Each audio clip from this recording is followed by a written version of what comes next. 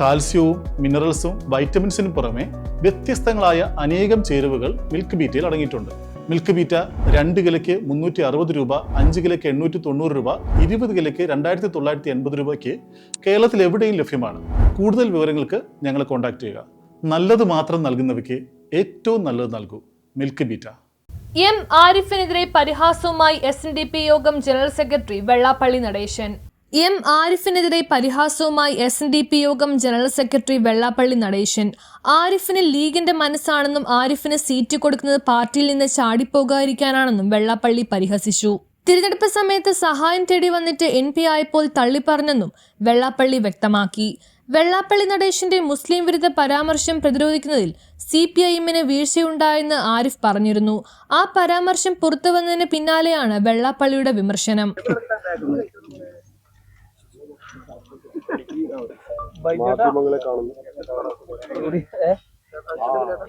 വിജയം ഒക്കെ വന്നെങ്കിലും ഇതുവരെയും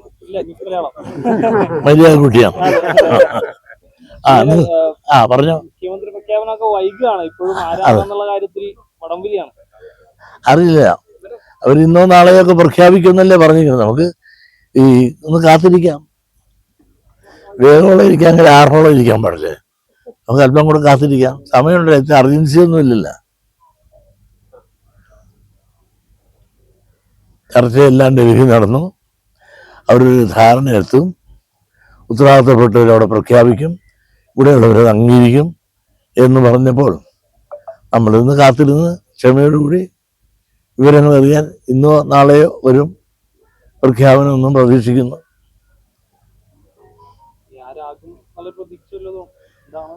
ഈ 3 പേര് പലരും ആകും.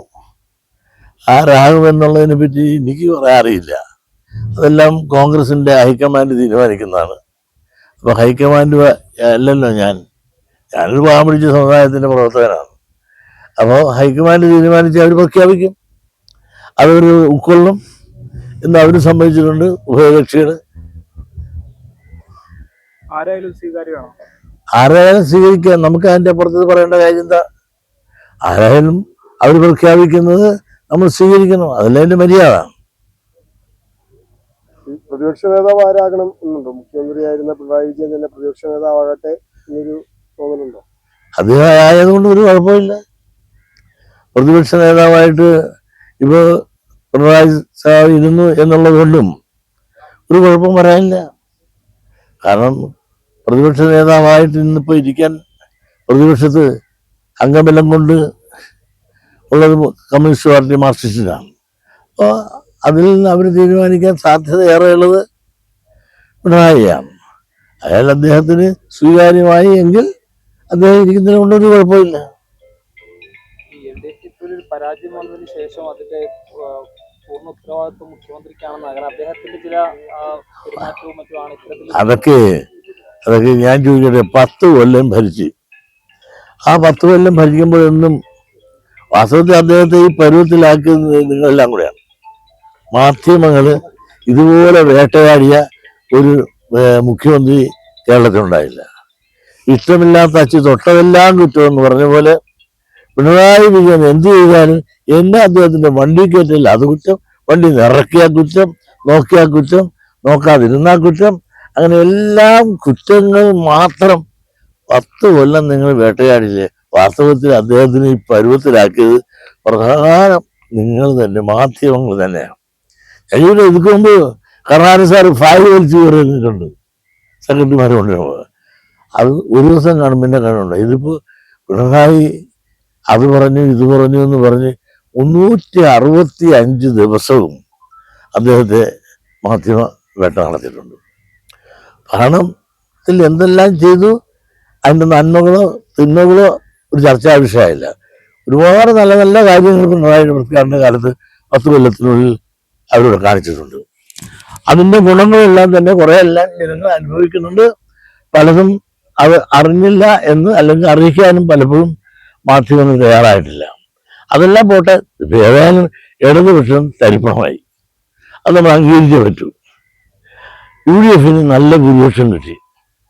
അവർ UDF ഭരിക്കട്ടെ. അവർക്ക് ഭരിക്കാനുള്ള ഒരു മാൻഡേറ്റ് ആണല്ലോ ഇപ്പം ജനം കൊടുത്തിരിക്കുന്നത്.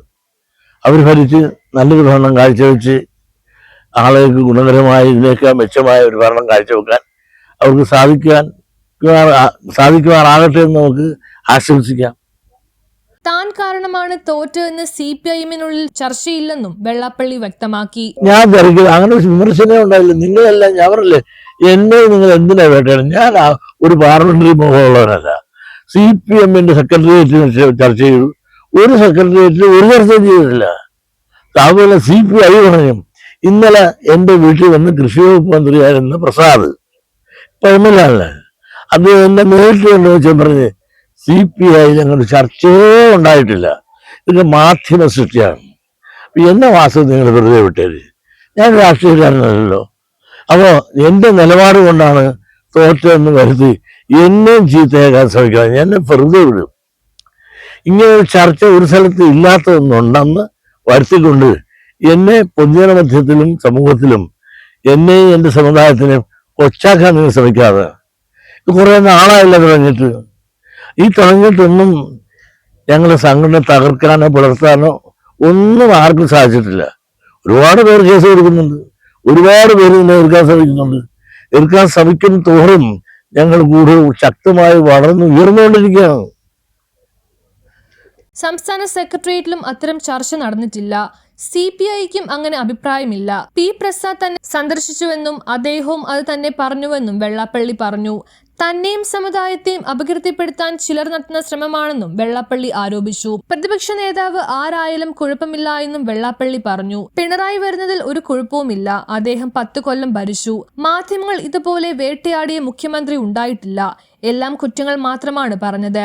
അദ്ദേഹത്തെ ഈ പരുവത്തിൽ ആക്കിയത് മാധ്യമങ്ങളാണ്. ഒരുപാട് നല്ല കാര്യങ്ങൾ പിണറായി ചെയ്തു, പലതും അറിയിക്കാൻ മാധ്യമങ്ങൾ തയ്യാറായില്ല. ഇടതുപക്ഷം തരിപ്പണമായി, അത് അംഗീകരിക്കുന്നുവെന്നും വെള്ളാപ്പള്ളി വ്യക്തമാക്കി. താങ്കളുടെ പരാമർശങ്ങൾ LDFന്റെ പരാജയത്തിന് കാരണമായി എന്നൊരു വിമർശനം അത് ആരാണ് പറയുന്നത്? ഒരാൾ പറ. ഇങ്ങനെ കുറെ പേര് ഇങ്ങനെ തലേക്കറി നടപ്പുണ്ട്. ചിത്തരഞ്ജൻ ആലപ്പുഴ മുൻ MLA ചിത്തരഞ്ജൻ എങ്ങനെ പറഞ്ഞു? ആരിഫ് പറഞ്ഞു ഒന്ന് തിരുത്തേണ്ടതായിരുന്നു മുഖ്യമന്ത്രി. ഈ ആരിഫ് ആരാ? നിങ്ങൾ നാലിനും ഈ ആരിഫ് ചാടാൻ വേണ്ടി കാത്തു നിൽക്കുന്ന ഒരാളാണ്. എങ്ങോട്ട്? ഈ പാർട്ടിയിൽ നിന്ന് തന്നെ. അദ്ദേഹത്തിന് 5 പ്രാവശ്യം ഇടതുപക്ഷം മത്സരിക്കാൻ അവസരം കൊടുത്തു. 2 പ്രാവശ്യം MP ആയിട്ടും 3 പ്രാവശ്യം MLA ആയിട്ടും. ഇതെല്ലാം കിട്ടിയിട്ടും അദ്ദേഹം തൃപ്തനല്ല. മാത്രമല്ല, ഈ ഓരോ പ്രാവശ്യം ജയിക്കാൻ വേണ്ടിയിട്ട് എൻ്റെ വീട്ടിൽ വന്നിരുന്ന് ശാഖാപ്രവർത്തകരെ എല്ലാം വിളിപ്പിക്കുന്ന ആള്. ഇത്തവണ ആലുവയ്ക്ക് വന്നപ്പോഴും എന്നെ കൊണ്ട് വീട്ടിലിരുന്ന് ഇവിടുത്തെ യൂണിയൻകാരെല്ലാം വിളിപ്പിച്ച്. ഇതെല്ലാം കൂടാതെ അദ്ദേഹം MP ആയിട്ടിരുന്നപ്പോൾ അദ്ദേഹം ജയിച്ചില്ല, ഞാൻ മൊട്ട അടിക്കുമെന്ന് പറഞ്ഞവനാണ്. അദ്ദേഹം ജയിച്ചു കഴിഞ്ഞപ്പോൾ പറഞ്ഞെന്നറിയോ, ഞാൻ പിന്താങ്ങിക്കൊണ്ടാണ് ഭൂരിപക്ഷം കുറഞ്ഞു പോയത്.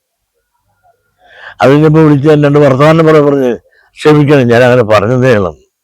നിങ്ങളൊന്ന് ആലോചിക്കണം, അദ്ദേഹത്തിന്റെ ആലപ്പുഴക്കാരനാണ്. ആലപ്പുഴ സ്വന്തം നാട്ടിൽ നിന്ന് പോലും വോട്ടില്ലായിരുന്നു. എൻ്റെ നാട്ടിൽ നിന്ന് വോട്ട് കിട്ടിയപ്പോഴാണ് 10,000-ഓളം വോട്ട് കിട്ടിയപ്പോഴാണ് പാർലമെന്റിലേക്ക് അന്ന് MP ആയിട്ട് ജയിച്ചത്. പിന്നെ അദ്ദേഹം ഇപ്പൊ എന്താ, മുഖ്യമന്ത്രി തിരുത്താനാണ് ശ്രമിക്കുന്നത്. മുഖ്യമന്ത്രി എന്നെ തിരുത്തണമായിരുന്നു. എന്ത് തിരുത്തണമായിരുന്നോ? മുഖ്യമന്ത്രി നിലപാടുള്ളവനാണ്. അദ്ദേഹം സത്യം പറഞ്ഞു. ആ സത്യത്തെ തിരുത്താൻ എന്ത് തിരുത്തന്നാ പറഞ്ഞത്? അതിൻ്റെ അർത്ഥം ആ ആരിഫിന്റെ ഉള്ളിലിരിപ്പ് യഥാർത്ഥ ലീഗിന്റെ മനസ്സ് ആണ് അയാളെന്ന് വളരെ വ്യക്തമായി മനസ്സിലായില്ലേ? അയാൾ വാസ്തവത്തിൽ ചാടാൻ നടക്കുന്നതാണ് ഇതിൽ നിന്ന്. ആ ചാടാൻ നടക്കുന്നത് ചാടാതിരിക്കാൻ വേണ്ടിയിട്ടാണ് ഓരോ പ്രാവശ്യവും ഇടതുപക്ഷം സീറ്റ് കൊടുക്കുന്നത് എന്നുള്ളതാണ് സത്യം. CPM സംസ്ഥാന സെക്രട്ടേറിയറ്റിൽ ന്യൂസ് ബ്യൂറോ, കൊച്ചി.